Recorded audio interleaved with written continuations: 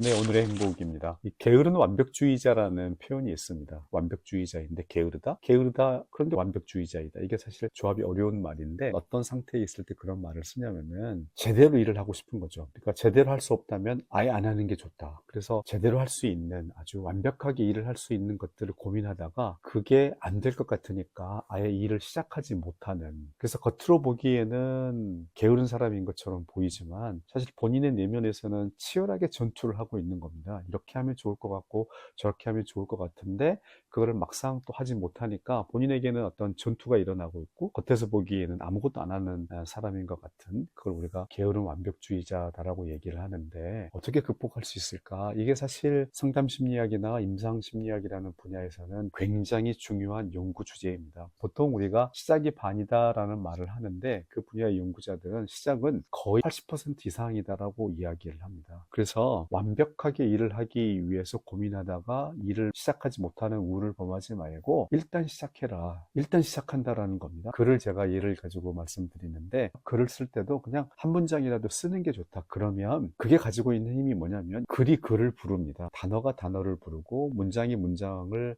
부르는 그런 경향성이 있기 때문에 일단 시작하게 되면은 어떤 일을 하게 될 가능성이 굉장히 높기 때문에 시작이 반이다가 아니라 시작이 거의 모든 것에 다이다 이렇게 생각하시고 일단 시작하시면 좋겠다라는 생각을 하고요.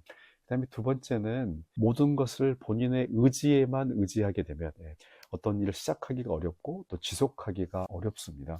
시작을 하게 하는 것은 어떤 의미에서 의지의 문제이지만 그거를 지속하게 하는 것은 상황의 힘이 크게 작동을 합니다. 그래서 내가 하고자 하는 일을 습관적으로 하고 있는 사람들의 모임 속에 들어가는 게 아주 좋은 방법입니다. 그런 사람들에게는 그냥 자연스럽게 습관이 되어 있는 겁니다.